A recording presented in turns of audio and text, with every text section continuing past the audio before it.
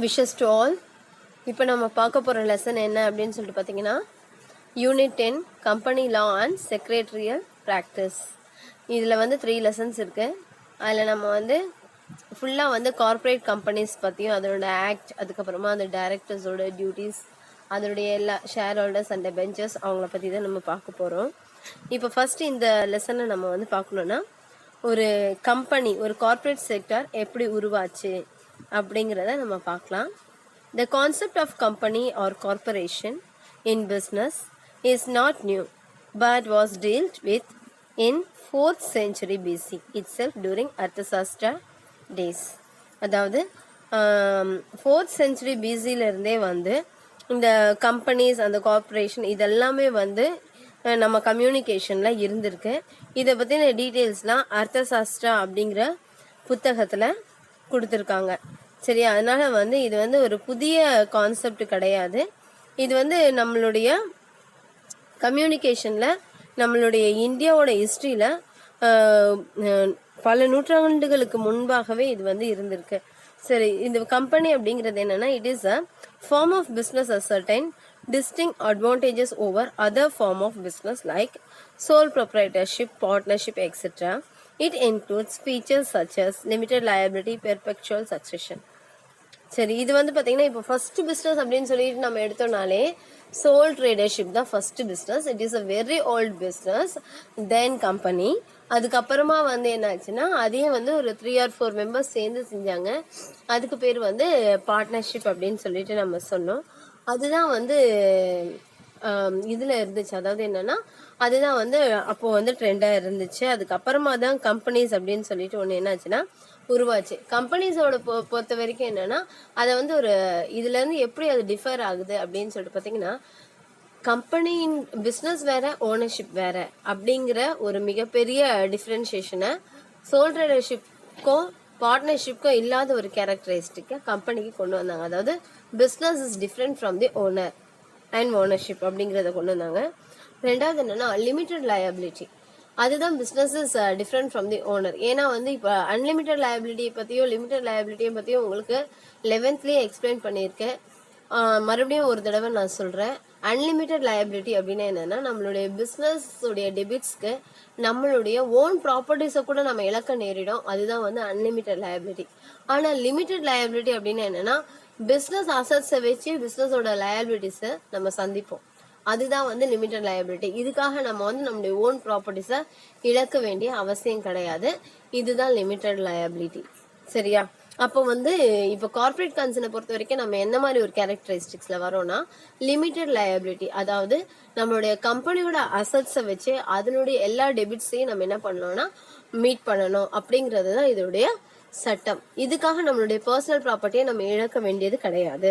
ரெண்டாவது வந்து பெர்பெக்சுவல் சக்சஷன். அதாவது என்னன்னா, இது வந்து ஒரு தனித்தன்மை வாய்ந்த ஒரு பகுதி. அதாவது என்ன சொல்ற, ஒரு கம்பெனி அப்படிங்கிறது அதுக்குன்னே தனியா என்னதுன்னா ஒரு அது வந்து ஒரு தனி நபரா மதிக்கப்படுது. எப்படின்னா சட்ட நபரா அது என்ன பண்ணப்படுதுன்னா மதிக்கப்படுது.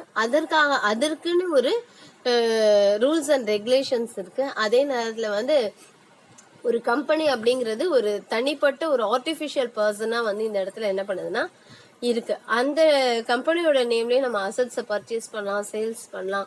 அதற்குன்னு தனியா வந்து என்ன பண்ணலாம், அந்த கம்பெனியோட நேம்லயே ஒரு அக்கௌண்ட் கூட நம்ம என்ன பண்ணலாம்னா உருவாக்க முடியும். அதனால வந்து என்னன்னா, அது வந்து ஒரு உருவம் இல்லாத ஒரு நபரா அது என்ன பண்ணப்படுதுன்னா கன்சிடர் பண்ணப்படுது. எல்லாராலையும் அது என்ன பண்ணப்படுதுன்னா அக்செப்ட் பண்ணப்படுது. It is a impersonal artificial person மாதிரி. சரியா? நெக்ஸ்ட் வந்து பார்த்தீங்கன்னா, இதை தான் நம்ம என்ன சொல்றோம்னா பெர்பெக்சுவல் சக்சஷன் அப்படின்னு சொல்லிட்டு சொல்கிறோம். Next evolution and history of company law in India. எப்படி வந்து இந்த லாஸ் உருவாச்சு, கம்பெனிக்குன்னு இருக்கக்கூடிய லாஸ் வந்து எப்படி உருவாச்சு அப்படின்னு சொல்லிட்டு பார்த்தீங்கன்னா, முன்னாடியெல்லாம் பார்த்தீங்கன்னா மெர்ச்சன்ட் கில்ஸ் அப்படின்ட்டு வந்து இங்கிலாண்டில் ஒரு அசோசியேஷன் இருந்துச்சு. அந்த அசோசியேஷன்லாம் சேர்ந்து தான் என்ன பண்ணாங்கன்னா கம்பெனிஸை வந்து ரெகுலேட் பண்ணிட்டு இருந்தாங்க. ஒரு சில சட்டத்திட்டங்களை வச்சு கம்பெனிஸை ரெகுலேட் பண்ணிட்டு இருந்தாங்க. அப்புறம் அந்த 1600 வந்து அவங்க என்ன பண்ணாங்கன்னா இந்தியாவுக்கு வந்து ஈஸ்ட் இந்தியா கம்பெனி அப்படிங்கிறத எஸ்டாப்ளிஷ் பண்ணாங்க. அப்புறம் ஈஸ்ட் இந்தியா கம்பெனி அதே சட்டங்களை வச்சு அவங்க என்ன பண்ணாங்கன்னா ஈஸ்ட் இந்தியா கம்பெனியை எஸ்டாப்ளிஷ் பண்ணாங்க. அப்புறமா வந்து அது வந்து ஜாயிண்ட் ஸ்டாக் கம்பெனி ஆக்டாக மாறுச்சு. எப்போனா 1844ல் அதுவே வந்து ஒரு ஜாயிண்ட் ஸ்டாக் கம்பெனி ஆக்டாக என்ன பண்ணுச்சுன்னா மாறுச்சு. ஒரு சட்டப்பூர்வமான ஒரு கான்ஸ்டியூஷனாக அது மாறுச்சு. நெக்ஸ்ட் வந்து 1850ல் இந்த இங்கிலாந்து ஜாயிண்ட் ஸ்டாக் கம்பெனியோடைய அந்த சட்டத்திட்டங்களை அடிப்படையாக வச்சு இந்தியாவுடைய ஜாயிண்ட் ஸ்டாக் கம்பெனிக்கான சட்டத்திட்டங்கள் வந்து என்ன பண்ணப்பட்டுச்சுன்னா உருவாக்கப்பட்டு அதை வந்து என்ன பண்ணாங்கன்னா ரெஜிஸ்டர் பண்ணாங்க. நெக்ஸ்ட் வந்து பார்த்தீங்கன்னா இந்த ஜாயிண்ட் ஸ்டாக் கம்பெனிஸ் ஆக்ட் வந்து 1857ல் என்ன ஆச்சுன்னா அது வந்து ஃபார்ம் பண்ணப்பட்டுச்சு. அதோடைய கான்செப்ட் என்னன்னா ஏற்கனவே சொன்ன லிமிடெட் லயபிலிட்டி கான்செப்டில் 1857ல் இந்தியா வந்து என்ன பண்ணுச்சுன்னா ஜாயிண்ட் ஸ்டாக் கம்பெனிஸ் ஆக்டை வந்து உருவாக்குச்சு. அதுக்கப்புறமா வந்து 1913ல் இந்தியன் கம்பெனிஸ் ஆக்ட் அப்படிங்கிற ஒரு ஆக்ட் வந்து என்ன பண்ணாங்கன்னா இந்தியாவுக்கு ஏற்ற மாதிரி சில சட்டத்திட்டங்களை அவங்க வந்து மாற்றி உருவாக்குனாங்க. After independence Shri HC Bhabha committee 1950ல் வந்து அவங்க என்ன பண்ணாங்கன்னா இந்த இங்கிலீஷ் கம்பெனிஸ் ஆக்டை பேஸ் பண்ணி ஒரு சட்டத்திட்டங்களை உருவாக்குறாங்க கம்பெனிஸ் ஆக்ட் அப்படின்னு சொல்லிட்டு. அது வந்து 1956ல் வந்து என்ன ஆச்சுன்னா பார்லிமெண்ட்டில் இன்ட்ரடியூஸ் பண்ணப்பட்டுச்சு. அந்த ஆக்டுடைய மெயின் அப்ஜெக்டிவ்ஸ்லாம் என்ன அப்படின்னு சொல்லிட்டு பார்த்தீங்கன்னா to sustain trust and faith of share ஹோல்டர்ஸுடைய அந்த அவங்களுடைய அந்த நம்பிக்கையை வந்து நம்ம என்ன பண்ணணும்னா காப்பாற்றணும். சரியா? அதுக்கப்புறம் அவங்களுக்கு உண்மையாக இருக்கணும். Next to protect and preserve the rights of shareholder உரிமைகளை நம்ம என்ன பண்ணணும்னா காப்பாற்றணும். அவங்களுடைய அந்த இன்வெஸ்ட்மெண்ட்டுக்கு ஒரு பாதுகாப்பை நம்ம கொடுக்கணும். To have drastic control over all the activities of கம்பெனியோட எல்லா விதமான ஆக்டிவிட்டீஸையும் வந்து கண்காணிக்கணும். அதுக்கப்புறம் to make regulation of an effective annual meetings நடத்தி அப்பப்போது அந்த கம்பெனிஸுடைய எல்லா விதமான ப்ரொமோட்டிங் ஆக்டிவிட்டீஸ்க்கான காரியங்களை வந்து பேசி முடிவெடுக்கணும். அதுக்கப்புறம் the investment of general public should be used for the development of society and society welfare activity. கம்பெனியுடைய நலனுக்கு மாற்றம் அந்த இன்வெஸ்ட்மெண்ட்டை வந்து பயன்படுத்தாமல் ஜென்ரல் பப்ளிக்கோடைய டெவலப்மெண்ட்டுக்கும் அவங்களுடைய சோஷியல் அவேர்னஸ்க்கும் நம்ம என்ன பண்ணணும், அதற்கான வெல்ஃபேர் ஆக்டிவிட்டீஸ்க்கும் நம்ம ஈடுபடணும் அப்படிங்கிறது தான் இந்த 5 பாயிண்ட் வச்சு தான் அந்த 1956 கம்பெனிஸ் ஆக்ட் வந்து உருவாக்கப்பட்டுச்சு. அதுக்கப்புறமா அந்த கம்பெனி ஆக்ட் 1956 வந்து நிறைய திருத்தங்கள் ஒவ்வொரு நேரத்தில் நிறைய திருத்தங்களை சந்திச்சு அதுக்கப்புறமா வந்து 2006 to 2009ல் வந்து நிறைய சேஞ்சஸ் வந்து உருவாச்சு. அந்த சேஞ்சஸ்ல என்ன அப்படின்னு சொல்லிட்டு பார்த்தீங்கன்னா கம்பெனி லா போர்டு அப்படின்ற அதன் மூலயமா ஏற்படுத்தப்பட்ட சட்டங்கள் வந்து அழிக்கப்பட்டு நேஷனல் கம்பெனி லா ட்ரிபியூனல் அப்படின்னு ஒன்று ஃபார்ம் ஆச்சு. சரியா? அதனால வந்து அதன் மூலயமா நிறைய சட்டத்திட்டங்களை என்ன பண்ணாங்கன்னா இயற்றினாங்க. முன்னாடி ஃபாலோ பண்ணிட்டு இருந்தது CLB, அதாவது கம்பெனி லா போர்டு அப்படின்னு. அதுக்கப்புறமா என்ன பண்ணாங்கன்னா நேஷனல் கம்பெனி லா ட்ரிபியூனல் அப்படின்னு சொல்லிட்டு ஒன்றத்தை ஆரம்பிச்சாங்க. அதுக்கப்புறம் இதோடைய காரியம் என்ன அப்படின்னு சொல்லிட்டு பார்த்தீங்கன்னா சிக் கம்பெனிஸை வந்து அண்டர்டேக் பண்ணி அதை வந்து என்ன பண்ணணும்னா ரீகன்ஸ்ட்ரக்ட் பண்ணணும் அப்படின்னு சொல்லிட்டு. இதுக்காக ஏற்கனவே இருந்த அமைப்பு என்ன அப்படின்னு சொல்லிட்டு பார்த்தீங்கன்னா board for industrial and financial reconstruction BIFR அப்படிங்கிற அமைப்பின் மூலியமாக தான் அந்த சிக் கம்பெனிஸை வந்து அண்டர்டேக் பண்ணி அதை வந்து நல்ல நிலைமைக்கு கொண்டு வரணும். சிக் கம்பெனிஸ்னால் என்னன்னா நலிவடைந்த தொழிற்சாலைகள் அப்படின்னு அர்த்தம். அதுக்கு வந்து ஒரு நல்ல ஒரு இப்போ வந்து 26.02ல் தி கம்பெனிஸ் ஆக்ட் 2013 அதை பற்றின முக்கியமான காரியங்கள் எல்லாம் அந்த சின்ன பாக்ஸில் கொடுத்துருக்காங்க. அதை நீங்கள் படிச்சுக்கோங்க. ஒன் வேர்டில் கேட்கறதுக்கு வாய்ப்பு இருக்குது. நெக்ஸ்ட்டு வந்து நெக்ஸ்ட் பேஜில் ஒரு டேப்லர் காலம் கொடுத்துருக்காங்க. அதில் வந்து 2013 கம்பெனிஸ் ஆக்டில் இருக்கக்கூடிய சேஞ்சஸ்லாம் என்னன்னு சொல்லிட்டு கொடுத்துருக்காங்க. இதில் வந்து ஃபர்ஸ்ட் வந்து பார்த்தீங்கன்னா இன்கார்பரேஷன் ஆஃப் கம்பெனி. ஒரு கம்பெனியை வந்து இன்கார்பரேட் பண்ணுறது அப்படின்னு சொன்னால் அதை ரெஜிஸ்டர் பண்ணுறது. அதை எப்படி ரெஜிஸ்டர் பண்ணலாம் அப்படின்னு சொன்னால் முன்னாடியெல்லாம் பார்த்தீங்கன்னா 2 டிவிஷனாக தான் இருந்துச்சு. என்னென்னா பப்ளிக் கம்பெனி ப்ரைவேட் கம்பெனி அப்படின்னு பப்ளிக் கம்பெனி கவர்மெண்ட் கம்பெனியாகவும் சில கம்பெனிஸ் வந்து அண்டர்டேக் பண்ணப்பட்டிருந்துச்சு. ஆக மொத்தம் பப்ளிக் கம்பெனி ப்ரைவேட் கம்பெனி அப்படின்னு இருந்துச்சு. இன்னைக்கு வந்து பார்த்தீங்கன்னா ஒரு 3 டைப்ஸாக அதை வந்து பிரிச்சிருக்காங்க. என்னன்னா public company, private company, 1% company. முன்னாடியெல்லாம் வந்து ஒரு கம்பெனி அப்படின்னு சொன்னால் அதில் வந்து மினிமம் வந்து ஒரு ப்ரைவேட் கம்பெனியாக இருந்தால் 2 மெம்பர்ஸ் ஆச்சும் இருக்கணும் அப்படின்ட்டு இருக்கும். அதே மாதிரி ஒரு பப்ளிக் கம்பெனியாக இருந்தால் மினிமம் 5% ஆச்சும் 5 பர்சன்ஸ் ஆச்சும் இருக்கணும். 1% இருந்தாங்கன்னா அதை வந்து சோல் ப்ரொப்ரைட்டர்ஷிப் அப்படின்னு சொல்லிட்டு தான் முன்னாடி சொல்லிட்டு இருந்தாங்க. ஆனால் இன்னைக்கு 1% இருந்தாலும் அதை வந்து ஒரு கார்ப்பரேட் கம்பெனி அப்படின்னு சொல்லிட்டு சொல்லலாம். அதோடைய கேபிட்டலை பொறுத்த வரைக்கும் அதில் டீல் பண்ணக்கூடிய அந்த கம்பெனியோட அப்ஜெக்டிவை பொறுத்து இது வந்து முடிவு செய்யப்படுது. 1% கம்பெனி அப்படின்னு சொல்லிட்டு கூட அது என்ன பண்ணுறாங்கன்னா சொல்கிறாங்க. சரி, அப்போ வந்து இப்போ டைப்ஸ் ஆஃப் கம்பெனிஸ் வந்து நம்மளுக்கு மொத்தம் 3 டைப்ஸ் இருக்குது. ஒன்று வந்து public company, private company and then 1% company OPC. Next வந்து maximum number of member for private company. இப்போ ப்ரைவேட் கம்பெனியில் மேக்ஸிமம் நம்பர் எப்படி இருக்கணும் அப்படின்னு சொல்லி பார்த்தீங்கன்னா மேக்ஸிமம் 200 மெம்பர்ஸ் தான் இருக்கணும் ஒரு ப்ரைவேட் கம்பெனியில். பப்ளிக் கம்பெனியை பொறுத்த வரைக்கும் அன்லிமிட்டட், அதனால வந்து அதை கொடுக்கல. 1% கம்பெனியை பொறுத்த வரைக்கும் single person only handle all the affairs of the company. So வந்து அதை பற்றின இதுவும் அவங்க கொடுக்கல. இது மேக்ஸிமம் மெம்பர் வந்து only for private company, that is 200 members maximum. Next 1% company பொறுத்த வரைக்கும் அவங்க ஏற்படுத்துகிற அந்த கான்செப்டை வச்சு தான் அதற்கான ரெகக்னிஷன் வந்து என்ன பண்ணுதுன்னா கொடுக்கப்படுது. ஒரு நல்ல ஒரு கான்செப்ட், ஒரு நல்ல ஒரு அப்ஜெக்டிவ் இருந்தது அப்படின்னு சொன்னால் அதுக்கு வந்து 1% மட்டுமே போதும் அப்படின்னு சொல்லிட்டு நினச்சாங்கன்னா அதில் வந்து 1% கம்பெனிக்கான ரெகக்னிஷனை அவங்க கொடுக்குறாங்க. Next commencement of business.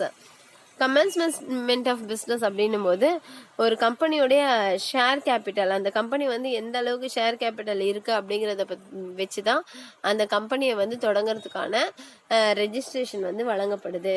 Next second point பார்த்தீங்கன்னா மெமோரண்டம் ஆஃப் அசோசியேஷன், MOA அப்படின்னு சொல்லுவாங்க. இது வந்து என்னன்னா ஒரு கம்பெனி வந்து உருவாகிறதுக்கு முன்னாடியே அந்த கம்பெனியோட எல்லா விதமான காரியங்களும் இருக்கக்கூடிய ஒரு டாக்குமெண்ட் தான் அந்த மெமோரண்டம் ஆஃப் அசோசியேஷன் அப்படின்னு சொல்கிறது. இது வந்து அந்த கம்பெனிக்கும் அந்த கம்பெனியை வந்து கண்காணிக்கக்கூடிய எக்ஸ்டர்னல்ஸ் அவுட் சைடருக்கும் இருக்கக்கூடிய ஒரு தொடர்பை தான் இந்த கம்பெனி வந்து எக்ஸ்பிளைன் பண்ணுது. இப்போ இந்த மெமோரண்டம் ஆஃப் அசோசியேஷன் பற்றி நம்ம வந்து இந்த லெசனில் பின்னாடி நம்ம படிப்போம்.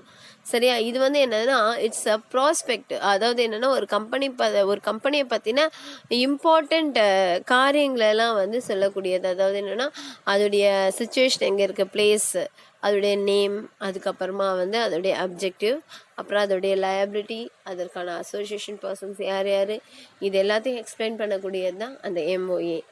நெக்ஸ்ட் வந்து கீ மேனேஜரியல்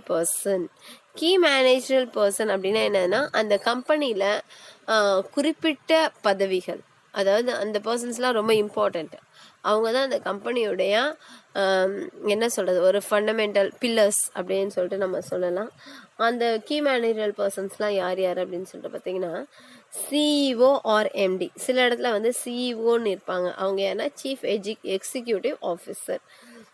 MDனா யார் அப்படின்னு சொல்லிட்டு பார்த்தீங்கன்னா மேனேஜிங் டைரக்டர். அவங்க தான் வந்து சேர்பர்சன்.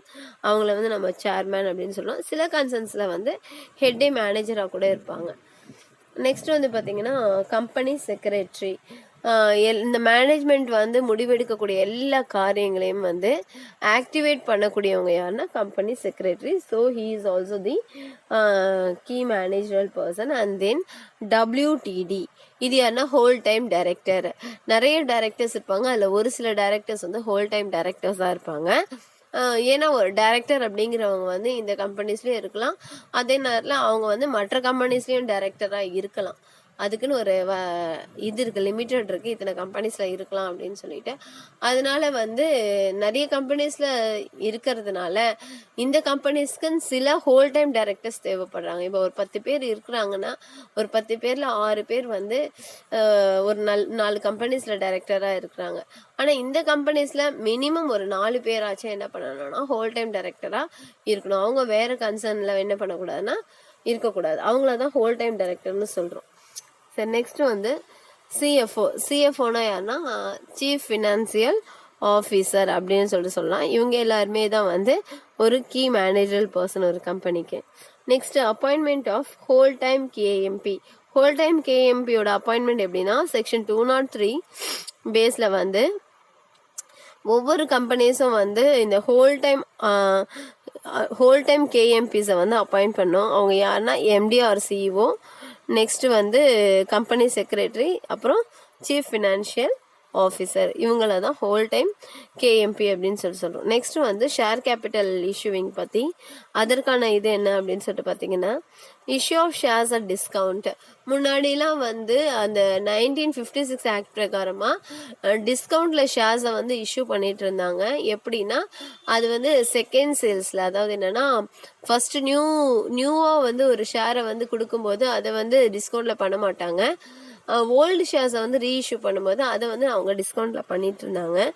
ஆனால் இப்போ இருக்க நியூ அமெண்ட்மெண்ட் பிரகாரம் என்ன அப்படின்னு சொல்லிட்டு பார்த்தீங்கன்னா ஸ்வெட் ஈக்விட்டி ஷேர்ஸை தவிர மற்ற எந்த ஷேர்ஸையுமே டிஸ்கவுண்ட்டில் கொடுக்கக்கூடாது அப்படின்னு சொல்லியிருக்காங்க. ஸ்வெட் ஈக்விட்டி ஷேர்ஸ்னால் என்னதுன்னா அந்த இன்டர்னல் கன்சர்ன்குள்ளவே வந்து இந்த ஷேர்ஸை வந்து விற்கிறதுக்கு பேர் ஸ்வெட் ஈக்விட்டி ஷேர். அதாவது அந்த கம்பெனியுடைய சம்மந்தப்பட்ட ஆள்களுக்கே அந்த ஷேர்ஸை வந்து கொடுத்து அவங்களே ஷேர் ஹோல்டராக வைக்கிறதுக்கு பேர் தான் ஸ்வெட் ஈக்விட்டி ஷேர்ஸு. அப்போ அவங்க இன்டர்னல் மெம்பராக இருக்கிறதுனால அவங்களுக்கு மட்டும் டிஸ்கவுண்ட்டில் கொடுக்கலாம். மற்றபடி பப்ளிக்கு வெளியில் கொடுக்கும்போது டிஸ்கவுண்ட்டில் கொடுக்கக்கூடாது அப்படிங்கிறது ஒரு சட்டம். ரெண்டாவது பார்த்தீங்கன்னா issue of preference shares for more than 20 years. இதை பொறுத்த வரைக்கும் என்ன அப்படின்னு சொல்லி பார்த்தீங்கன்னா ஒரு கம்பெனி வந்து அதோடைய ப்ரிஃபரன்ஸ் ஷேர்ஸை 20 yearsல வந்து என்ன பண்ணணும்னா அந்த ஷேர் ஹோல்டர்ஸ்க்கு வந்து கொடுத்துடணும். ஷேர் ஹோல்டர்ஸும் 20 yearsக்குள்ள அதை வந்து மீட்கணும், சரியா மீட்டணும் கம்பெனியுடைய அந்த கம்பெனியில் போட்டிருக்கிற ஷேர். ஆனால் ஒரு ஸ்பெசிஃபிக் இன்ஃப்ராஸ்ட்ரக்சர் ப்ராஜெக்ட்ஸ்க்காக கொடுத்துருக்கிற ஷேர்ஸாக இருந்தால் அதை வந்து 20 yearsல மீட்கணும்னு அவசியம் இல்லை. மற்ற ப்ரிஃபரன்ஸ் ஷேரை 20 yearsல அவங்க மீட்டணும். அதை வந்து அவங்க வந்து எவ்ரி இயர் கூட அவங்க என்ன பண்ணலன்னா கொஞ்சம் கொஞ்சமாக மீட்கிறதுக்கு அவங்களுக்கு வந்து வாய்ப்புகள் கொடுக்கப்பட்டிருக்கு. நெக்ஸ்ட் வந்து பார்த்திங்கன்னா notice of alteration of share capital. இப்போ ஷேர் கேபிட்டலில் எதனாச்சும் ஆல்ட்ரேஷன் பண்ணுறாங்க அப்படின்னு சொன்னால் அதை வந்து என்ன பண்ணணும்னா 30 daysக்கு பிஃபோராகவே அந்த ஷேர் ஹோல்டர்ஸ்க்கு வந்து அமைச்சிருக்கணும். Redemption of redeemable preference shares மீட்கக்கூடிய அந்த ஷேர் ஹோல்டர்ஸ்க்கு எல்லாம் 30 days பிஃபோராகவே அவங்க என்ன பண்ணணும்னா இன்ஃபார்ம் பண்ணியிருக்கணும். நெக்ஸ்ட் வந்து consolidation and division of shares. அதுக்கு அடுத்தது கம்பெனி வந்து ஷேர்ஸை வந்து எதனாச்சும் கன்சாலிடேட் பண்ண போகிறாங்க, இல்லைனா அதை வந்து பிரிக்க போகிறாங்க, அந்த மாதிரி எதனாச்சும் சேஞ்சஸ் இருக்குது அப்படின்னு சொன்னால் அது வந்து நிச்சயமாக ஷேர் ஹோல்டர்ஸ்க்கு வந்து என்ன பண்ணணும்னா இன்ஃபார்ம் பண்ணி அவங்களோட அப்ரூவலை பெற்ற பிறகு தான் அதெல்லாம் என்ன பண்ணணும்னா செய்ய முடியும். ஓகேவா, இதுதான் வந்து என்னன்னா regarding issue of share capital. Next நம்ம பார்க்க போகிறது என்னன்னா பாடி கார்பரேட். பாடி கார்பரேட் அப்படின்னா என்ன அப்படின்னு சொல்லி பார்த்தீங்கன்னா body corporate means a corporate entity which has a legal existence. According to section 211, body corporate or corporation includes a private company, public company, one person company, small company, limited liability partnership company incorporated outside India but does not include cooperative society, any other body corporate.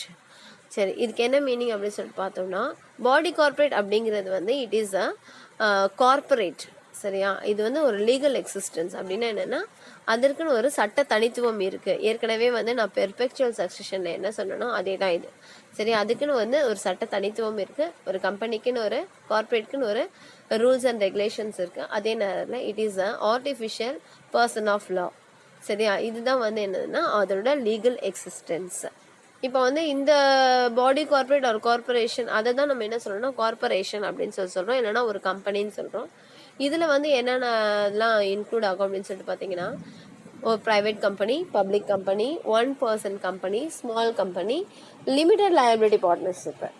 பார்ட்னர்ஷிப்பை பொறுத்த வரைக்கும் unlimited liability தான், ஆனால் limited liability பார்ட்னர்ஷிப்பாக இருந்தால் அது இதில் include ஆயிரும். Next வந்து foreign company R MNCs, இதெல்லாம் வந்து பார்த்திங்கன்னா இந்த பாடி கார்பரேட்டில் இருக்கும். ஆனால் கோஆப்ரேட் சொசைட்டி வந்து இந்த பாடி கார்பரேட்டில் வராது. ஏன்னா அந்த கோஆப்ரேட்டிவ் சொசைட்டிக்குன்னு தனி ஆக்ட் இருக்குது, அதனால் அது இந்த ஷெட்யூலில் வராது. நெக்ஸ்ட் வந்து இந்த கம்பெனிஸில் வராத கம்பெனிஸ் வேறு எதுனா இருந்தது அப்படின்னு சொன்னால் அதையும் நம்ம வந்து இதுலேருந்து பிரிச்சுக்கலாம். நெக்ஸ்ட் வந்து formation or incorporation of a company. இப்போ வந்து ஒரு பப்ளிக் கம்பெனி அப்படின்னு சொல்லிட்டு வச்சிங்கன்னா அதில் வந்து மினிமம் 7, மேக்ஸிமம் அன்லிமிட்டெட். அதே மாதிரி ஒரு ப்ரைவேட் கம்பெனின்னு வச்சிங்கன்னா மினிமம் 2, மேக்ஸிமம் மெம்பர்ஸ் ப்ரிஸ்கிரைப் பண்ணியிருக்காங்க 200 மெம்பர்ஸ். 1% கம்பெனியில் வந்து 1% மட்டும் தான் இருப்பாங்க. அதுக்கப்புறமா வந்து இந்த கம்பெனியை வந்து ஃபார்ம் பண்ணுறதுக்கு நிறைய ஸ்டேஜஸ் இருக்குது. அதில் வந்து ஃபஸ்ட்டு ஸ்டேஜ் வந்து promotion, second stage registration, third stage வந்து capital subscription and fourth stage வந்து கமென்ஸ்மெண்ட் ஆஃப் பிஸ்னஸ். இதில் வந்து 4 ஸ்டேஜஸில் ஃபஸ்ட்டு 2 ஸ்டேஜஸ் வந்து எல்லா இதுக்கும் முக்கியம். அதாவது என்னென்னா promotion and registration are necessary for both public and private companies. Public கம்பெனிக்கும் ப்ரைவேட் கம்பெனிக்கும் இந்த 2 ஸ்டேஜ் இம்பார்ட்டண்ட்டு. இந்த 2 ஸ்டேஜ் முடிஞ்ச உடனே ப்ரைவேட் கம்பெனி என்ன பண்ணலாம், தன்னுடைய ஆப்ரேஷன்ஸை ஆரம்பிச்சிடலாம், தன்னுடைய பிஸ்னஸ் ஆப்ரேஷன்ஸை இமீடியட்டாக ஆரம்பிச்சிடலாம் ஆஃப்டர் ரெஜிஸ்ட்ரேஷன். ஆனால் பப்ளிக் கம்பெனியை பொறுத்த வரைக்கும் பப்ளிக் கம்பெனி அடுத்த 2 ஸ்டேஜஸையும் கம்ப்ளீட் பண்ணணும். அதாவது என்னென்னா அவங்க வந்து ஆஃப்டர் ரெஜிஸ்ட்ரேஷன் அவங்க ஷேர்ஸை வந்து ப்ராஸ்பெக்டஸ் மூலியமாக வெளிப்படுத்தி பப்ளிக்கை வந்து அதை வாங்குறதுக்கு மோட்டிவேட் பண்ணணும். சரியா? அப்போ தான் அவங்களுக்கான ஷேர் கேபிட்டல் அவங்களுக்கு வரும். பப்ளிக்ல இருந்து வரக்கூடிய ஷேர் கேபிட்டலையும் அவங்க வந்து யூட்டிலைஸ் பண்ணுறதுனால தான் அதுக்கு பேர் பப்ளிக் கம்பெனி. அதனால கண்டிப்பாக அவங்க என்ன பண்ணணும்னா ஷேர்ஸை வந்து பப்ளிக்கு விற்கணும். அதனால வந்து அவங்க கேபிட்டல் சப்ஸ்கிரிப்ஷன் முடிக்கணும். அதுக்கப்புறம் தான் அவங்க என்ன பண்ண முடியும்னா பிஸ்னஸை ஆரம்பிக்க முடியும். இப்போ நெக்ஸ்ட் நம்ம என்ன பார்க்க போகிறோம்னா share and share capital. Share அப்படின்னா என்னது அப்படின்னு சொன்னால் தமிழில் பங்கு ஆர் பங்கு முதல் அப்படின்னு சொல்லிட்டு சொல்லுவாங்க. இப்போ வந்து கேபிட்டல் அப்படின்னா என்னன்னு சொல்லிட்டு உங்களுக்கு ஏற்கனவே தெரியும். ஒரு கம்பெனியை ஸ்டார்ட் பண்ணணும்னா அதுக்கு வந்து இனிஷியலான இன்வெஸ்ட்மெண்ட் தான் வந்து கேபிட்டல். சரியா? இப்போ வந்து ஒரு ப்ரைவேட் கம்பெனியாக இருந்தது அப்படின்னு சொல்லிட்டு வச்சுக்கோங்களேன், அதுக்கு ஹியூஜ் கேபிட்டல் தேவை. ஒரு கார்ப்பரேட் கம்பெனி அப்படின்னு சொன்னாலே அதுக்கு ஹியூஜ் கேபிட்டல் தேவை. அதை வந்து ஒருத்தரை என்ன பண்ண மாட்டாங்கன்னா ப்ரொவைட் பண்ண மாட்டாங்க. அப்போது அந்த டோட்டல் கேபிட்டல் அவங்க என்ன பண்ணுவாங்கன்னா ஸ்மால் யூனிட்ஸாக என்ன பண்ணுவாங்கன்னா பிரிப்பாங்க. சரியா? அந்த ஸ்மால் யூனிட்டை அவங்க பிரித்து அது என்ன பண்ணுவாங்கன்னா ப்ரைவேட் கம்பெனியாக இருக்கும்போது அதில் வந்து மேக்ஸிமம் அமௌண்ட், அதாவது அபவ் 50% ஆஃப் ஷேர் கேபிட்டலை வந்து அதில் யார் மெயினோ அவங்க வந்து என்ன பண்ணுவாங்கன்னா அதான் ஓனர் ஆஃப் த கம்பெனி இல்லைனா யார் வந்து அதோடைய மேனேஜிங் டைரக்டராக இருக்காங்களோ அவங்க வந்து அதில் வந்து அதிகமான ஷேர்ஸை வந்து அவங்க எடுத்துப்பாங்க. ஷேர்ஸை வந்து அந்த கேபிட்டலை வந்து அவங்க வந்து இன்வெஸ்ட் பண்ணுவாங்க. சரி, அப்போ வந்து அவங்க வந்து மேக்ஸிமம் ஷேர்ஸ்க்கான ஷேர் ஹோல்டராக இருப்பாங்க. மற்றபடி அவங்களோட ஃப்ரெண்ட்ஸ் அண்ட் ரிலேட்டிவ்ஸ் அதுக்கப்புறமா அவங்களுடைய பார்ட்னர்ஸ்க்கு பேலன்ஸ் ஷேர்ஸ் எல்லாம் அவங்க என்ன பண்ணுவாங்கன்னா கொடுப்பாங்க. அவங்களும் என்ன பண்ணலான்னா அந்த கம்பெனியோட ஷேர் ஹோல்டராக இருக்கலாம். யாரெல்லாம் அந்த கம்பெனியோடைய ஷேர் ஹோல்டராக இருக்காங்களோ அவங்க எல்லாருமே ஓனர் ஆஃப் தட் கன்சர்ன். இவங்க எல்லாருமே சேர்ந்து தான் போர்ட் ஆஃப் டைரக்டர்ஸையும் அந்த டைரக்டர் போர்ட், அதாவது என்னென்னா அதர் மெம்பர்ஸ், அந்த போர்டோட அதர் மெம்பர்ஸையும் எலெக்ட் பண்ணுவாங்க. அதுக்கப்புறமா அந்த போர்டு வச்சு தான் எல்லா ஃபுல் மேனேஜ்மெண்ட்டையும் என்ன பண்ணுவாங்கன்னா நடத்துவாங்க. இந்த போர்டு வந்து 5 இயர்ஸ்க்கு ஒன்ஸோ இல்லைனா வந்து எப்போ வந்து ஒரு மாற்று கருத்து வருதோ அப்போல்லாம் இந்த போர்டு வந்து கலைக்கப்பட்ட அவங்க என்ன பண்ணலான்னா எலெக்ஷன் வச்சு அவங்க என்ன பண்ணலாம் அந்த போர்டை வந்து செலக்ட் பண்ணுவாங்க. ஒன்ஸ் போர்டு வந்து செலக்ட் பண்ணதுக்கப்புறமா அவங்க தான் வந்து என்ன பண்ணணும்னா போர்ட் ஆஃப் டைரக்டரை செலக்ட் பண்ணணும். அவங்க தான் மேனேஜிங் டைரக்டராகவும் என்ன பண்ணுவாங்கன்னா இருப்பாங்க. சரி, அந்த மாதிரி இருக்கும்போது அதுக்கப்புறமா யாரும் என்ன பண்ண முடியாதுன்னா அந்த மேனேஜ்மெண்ட்டில் தலையிட முடியாது. அந்த மேனேஜிங் போர்டு என்ன முடிவு எடுக்குதோ அதுதான் வந்து இறுதியான முடிவு. அவங்க என்ன டெசிஷன் எடுக்கிறாங்களோ அதன்படி தான் அந்த கம்பெனி வந்து செயல்படும். ஒன்ஸ் எலெக்ட் பண்ணதுக்கு மட்டும்தான் ஷேர் ஹோல்டர்ஸ்க்கு உரிமை இருக்குது. அதுக்கப்புறமா நெக்ஸ்ட் எலெக்ஷனில் அவங்க வந்து என்ன பண்ணலான்னா அதை சேஞ்ச் பண்ண நெக்ஸ்ட் எலெக்ஷனுக்கு தான் முடியும். இதை தான் வந்து ஷேர் அப்படிங்கிறதுக்கான டெஃபினேஷன் வந்து உங்களுக்கு வந்து உங்கள் புக்கில் கொடுத்துருக்காங்க. அதாவது என்னென்னா ஒரு கம்பெனியோட கேபிட்டல் வந்து 10 lakhs அப்படின்னு சொல்லிட்டு வச்சுக்கோங்க. அப்போ அந்த கேபிட்டலை வந்து நம்ம வந்து 10,000 பார்ட்டாக வந்து நம்ம டிவைட் பண்ணோம் அப்படின்னு சொல்லிட்டு பார்த்தீங்கன்னா 10,000 ஷேர்ஸாக நம்ம டிவைட் பண்ணோம்னா ஒரு ஷேரோட விலை 100 rupees வரும். அப்போ வந்து இப்போ வந்து 100 rupees, அப்போ நம்மக்கிட்ட மொத்தம் எத்தனை ஷேர் இருக்குன்னா 10,000 ஷேர்ஸ் இருக்குது. இந்த 10,000 ஷேர்ஸை நம்ம என்ன பண்ணோம், விற்கணும். இப்போ வந்து ஒரு ப்ரைவேட் கம்பெனியாக இருக்கும்போது அதோட ரிலேட்டட் பர்சன் என்ன பண்ணுவாங்கன்னா அதை வந்து வாங்கிக்குவாங்களே தவிர பப்ளிக் வந்து வாங்க முடியாது. அதே ஒரு பப்ளிக் கம்பெனியாக இருக்கும்போது அந்த ஷேர்ஸை வந்து பப்ளிக் வந்து வாங்குறதுக்கு அவங்களுக்கு என்ன பண்ணுவாங்கன்னா இன்வைட் பண்ணுவாங்க. பப்ளிக்கை வந்து இன்வைட் பண்ணுவாங்க. எப்படி இன்வைட் பண்ணுவாங்கன்னா ப்ராஸ்பெக்டஸ் மூலயமா இன்வைட் பண்ணுவாங்க. அப்போ பப்ளிக்கில் யார் வேணாலும் ஒரு காமன் பீப்புள் என்ன பண்ணலாம்னா ஒரு கம்பெனியோடைய ஷேர் ஹோல்டராக ஆகலாம். அவங்க வந்து அவங்களோட வசதிக்கு ஏற்ப 1 ஷேரோ 2 ஷேரோ 10 ஷேரோ 50 ஷேர்ஸோ எவ்வளோ வேணாலும் அவங்க என்ன பண்ணிக்கலாம்னா வாங்கிக்கலாம். இதை தான் நம்ம என்னன்னு சொல்கிறோம்னா share and shareholders share capital அப்படின்னு சொல்லிட்டு சொல்கிறோம். இப்போ ஷேருக்கான எக்ஸ்ப்ளனேஷன் என்னன்னு சொல்லிட்டு பார்த்தீங்கன்னா the term share is viewed by a layman as a fraction or portion of total capital of the company which have equal denomination. In simple, the total capital of the company is shared by many people and each share is having equal value. அதாவது என்னன்னா இல்லை ஷார்ட்டாக என்ன சொல்கிறாங்கன்னா the total capital of the company is shared by many person. ஒருத்தர் 2 பேர் மட்டும் அந்த கேபிட்டலை வந்து இன்வெஸ்ட் பண்ண மாட்டாங்க. நிறைய பேர் வந்து என்ன பண்ணுவாங்கன்னா இன்வெஸ்ட் பண்ணுவாங்க. ஆனால் அதோடைய ஷேர் வேல்யூ வந்து ஈக்குவலாக தான் இருக்கும். ஒரு ஷேரோட விலை 100 ரூபானா 100 ரூபாய் தான். ஆனால் எவ்வளோ ஷேர் வேணாலும் அவங்களுக்கு ஏற்ற மாதிரி அவங்க என்ன பண்ணிக்கலாம்னா வாங்கிக்கலாம். நெக்ஸ்ட் வந்து according to section 284 of the companies act 2013, share means share in the share capital of the company and includes stock except where a distinction between stock and share is expressed or implied. இப்போ வந்து நீங்கள் வந்து பின்னாடி வந்து ஷேருக்கும் ஸ்டாக்குமான difference என்ன அப்படின்னு சொல்லிட்டு பார்ப்பீங்க. இப்போ இந்த டெஃபினேஷனை பொறுத்த வரைக்கும் ஒரு ஷேர் கேபிட்டல் அப்படிங்கிறது வந்து ஸ்டாக்கையும் இன்க்ளூட் பண்ணி தான் என்னதுன்னா இருக்குது. சரியா, அது வந்து ஸ்டாக்கையும் சேர்த்து வச்சு தான். அது ஸ்டாக்னா என்னதுன்னா இட்ஸ் அசெட். சரியா, ஸ்டாக்னா என்னதுன்னா அசெட் ஆஃப் தி கன்சர்ன். சரி, நெக்ஸ்ட் வந்து பார்த்தீங்கன்னா kinds of share capital. Share கேபிட்டலில் வந்து எத்தனை கைண்ட்ஸ் இருக்குது அப்படின்னு சொல்லி பார்த்தீங்கன்னா 2 மேஜர் கைண்ட்ஸ் இருக்குது. ஒன்று வந்து ஈக்விட்டி ஷேர் கேபிட்டல், இன்னொன்று வந்து preference share capital.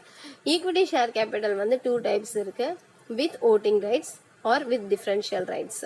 With voting ரைட்ஸ்னால் அந்த ஓட்டிங் ரைட்ஸ் உள்ள ஷேர் ஹோல்டர்ஸ் எல்லாருமே ஓட் போடலாம்.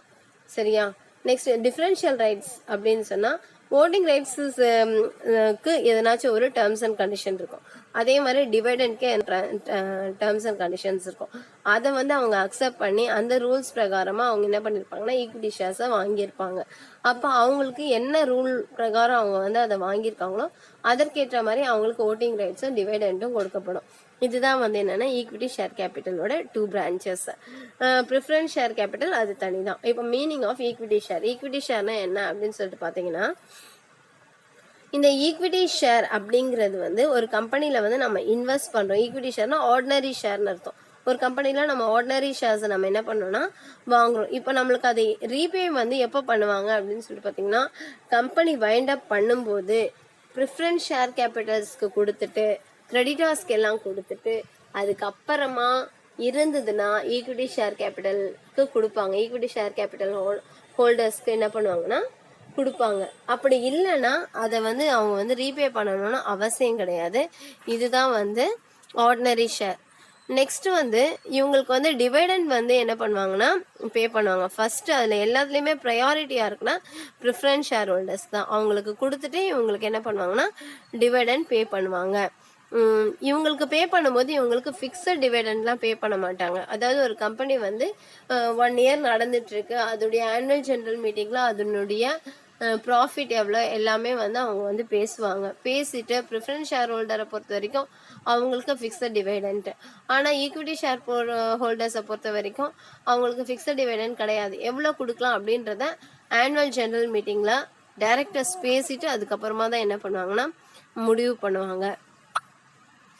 அதுக்கு அடுத்தது இவங்களுக்கு வந்து ஓட்டிங் ரைட்ஸு இருக்குது. சில நேரத்தில் வந்து ஓட்டிங் ரைட்ஸு இல்லாமல் கூட இவங்களுக்கு இருக்கலாம். சரியா, இதெல்லாம் வந்து ஈக்விட்டி ஷேருக்கான characteristics. Meaning of preference share. Preference ஷேர்னா என்ன அப்படின்னு சொல்லிட்டு பார்த்தீங்கன்னா, இது ப்ரிஃபரன்ஸ் அப்படின்னும் போது இவங்களுக்கு முன்னுரிமை அப்படின்ற வார்த்தை தான் அதற்கான கரெக்டான தமிழ் வார்த்தை. அப்படின்னா என்னன்னா, இவங்க வந்து முன்னுரிமை பங்குதாரர்கள் அப்படின்னு அர்த்தம். இவங்களுடைய ஷேர் கேபிட்டலை கண்டிப்பாக வைண்டிங் அப் பண்ணும்போது, கம்பெனியை வைண்ட் அப் பண்ணும்போது கண்டிப்பாக இவங்களுக்கான ப்ரிஃபரன்ஷியல் ஷேரை இவங்களுக்கு கொடுக்கணும்.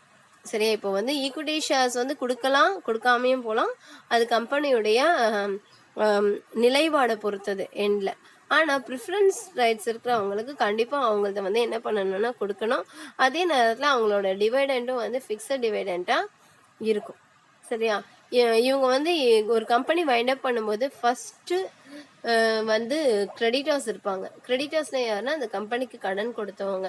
அவங்களுக்கு கொடுக்க வேண்டிய பணத்தை எல்லாம் கொடுத்துட்டு அதுக்கு அடுத்த ஸ்டேஜில் யார் இருக்கிறாங்கன்னு சொன்னால் இந்த ப்ரிஃபரன்ஸ் ஷேர் ஹோல்டர்ஸ் இருக்கிறாங்க. இவங்களுக்கான பணத்தை கொடுத்துட்டு அதுக்கப்புறமா எஞ்சி இருக்கக்கூடிய அமௌண்ட்டில் தான் ஈக்விட்டி ஷேர் ஹோல்டர்ஸ்க்கான பணத்தை வந்து கொடுப்பாங்க. அதுதான் அதனால தான் ஈக்விட்டி ஷேர்ஸை நம்ம என்னன்னு சொல்கிறோன்னா ஆர்டினரி ஷேர்ஸ் அப்படின்னு சொல்லிட்டு சொல்கிறோம். இப்போ வந்து கைண்ட்ஸ் ஆஃப் ப்ரிஃபரன்ஸ் ஷேர். இந்த ப்ரிஃபரன்ஸ் ஷேரை பொறுத்த வரைக்கும் 8 டைப்ஸ் ஆஃப் ப்ரிஃபரன்ஸ் ஷேர் இருக்குது. அதில் வந்து பார்த்தீங்கன்னா இந்த 8 டைப்ஸும் உங்களுக்கு வந்து இம்பார்ட்டன்ட் தான் கொஷினு எக்ஸாம்ஸில் கேட்பாங்க.